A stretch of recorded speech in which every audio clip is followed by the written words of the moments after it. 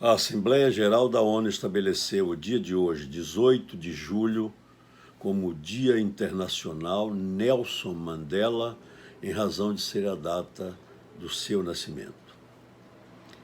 Considerado uma das personalidades mais importantes da história da humanidade, Mandela foi o grande líder na luta contra o regime do apartheid na África do Sul, e em razão de sua resistência contra esse sistema de segregação racial institucionalizado, foi preso e permaneceu nessa condição durante 27 anos. Depois de ser posto em liberdade, Mandela foi o símbolo do movimento pela democracia na África do Sul. E foi vitorioso como o presidente da primeira eleição que se fez no país.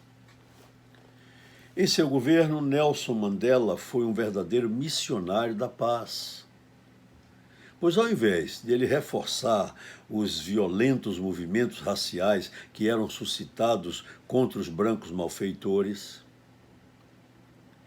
ele promoveu a conciliação entre os diversos segmentos raciais, de modo que pudesse fazer um governo prezando pela união dos sul-africanos. Encontrei-o com Mandela no dia 21 de julho de 1998, quando o presidente Fernando Henrique Cardoso ofereceu em sua homenagem, numa visita que ele fazia ao Brasil, no Palácio da Alvorada, em Brasília, um almoço, e me convidou, a mim e a minha mulher, Reginalda Brito, para a confraternização naquele evento, para mim, inesquecível. Depois fui vice-prefeito de Salvador e, nessa qualidade, integrei o comitê que representou o Brasil na Copa do Mundo de 2010, na África do Sul, quando pude visitar, no bairro do Soweto, em Joanesburgo, o Museu Hector Peterson. Hector Peterson, um menino negro de 13 anos de idade, Zolile Hector Peterson, morto à vista de sua irmã Antoniette Sitoli, e falecido no colo do estudante Mibuisa Makubo, no local onde se edificou esse museu que eu visitei, feito, portanto, em memória de todos aqueles muitos meninos negros sacrificados naquele massacre realizado pelo regime do apartheid. Visitei também a casa onde morou Mandela, e aí tomei contato com as raízes do legado do líder africano. Legado de paz, legado de confiança no Deus dos desgraçados a que se refere Castro Alves em Navio Negreiro. Legado de missionário da cruzada que busca a vitória final, da igualdade entre todos nós, vulneráveis seres humanos, acovardados diante do coronavírus. Louvores à memória de Mandela. Nessas coincidências, hoje também, um dos mais importantes líderes do movimento pelos direitos civis nos Estados Unidos, John Lewis, e um ícone da luta pela causa negra naquele país, faleceu. Foi um dos originais dos lendários Freedom Riders, viajantes da liberdade.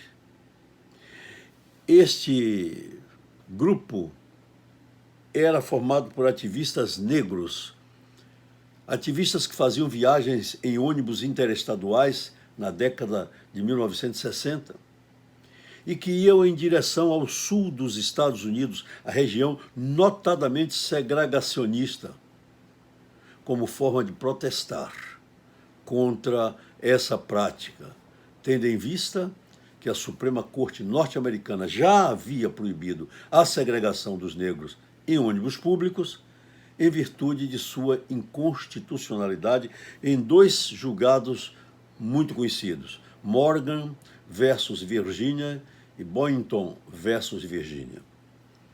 Sua ação ganhou proporções grandiosas quando ele fez parte do monumental movimento pelos direitos civis dos Estados Unidos, como líder do segmento estudantil, na causa da não violência, e fez parte de fatos emblemáticos na história dos Estados Unidos. Podem ser citados, vejam que honra, que foi ele um dos oradores da lendária Marcha de Washington, juntamente com Martin Luther King, que nessa ocasião, Martin Luther King proferiu o seu famoso discurso I Have a Dream, na frente do memorial de Lincoln. Lewis também pode ser citado nas icônicas marchas na ponte de Selma para as marchas para Montgomery, no Alabama. Novamente ao seu lado, ou ele ao lado, tanto faz, de Martin Luther King. Foi essa marcha, ou foram essas marchas, responsáveis pela assinatura do Voting Rights Act, Lei dos Direitos de Voto, sancionada pelo presidente Lyndon Johnson. Ato, ou lei, como nós podemos dizer, que proibiu a discriminação racial, que era impeditiva da participação do negro no sufrágio, que deveria ser universal, para a escolha dos dirigentes políticos dos Estados Unidos.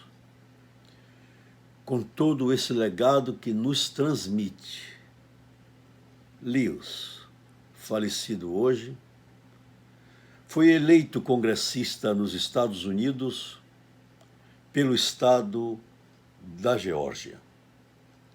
E por 33 anos ele exerceu sua atividade política de modo a que ele pudesse ser reconhecido internacionalmente por essa luta. John Lewis, repito, faleceu hoje, 18 de julho de 2020, aos 80 anos de idade. John Lewis merece esse nosso preito de gratidão. Um preito que também busca, no seu exemplo, a vitória final da igualdade entre todos nós, vulneráveis seres humanos acovardados diante do coronavírus. Sejamos irmãos, sejamos iguais, porque o inimigo comum não é o negro. O inimigo comum é aquele que nós não sabemos nem a forma e que está devastando com a humanidade.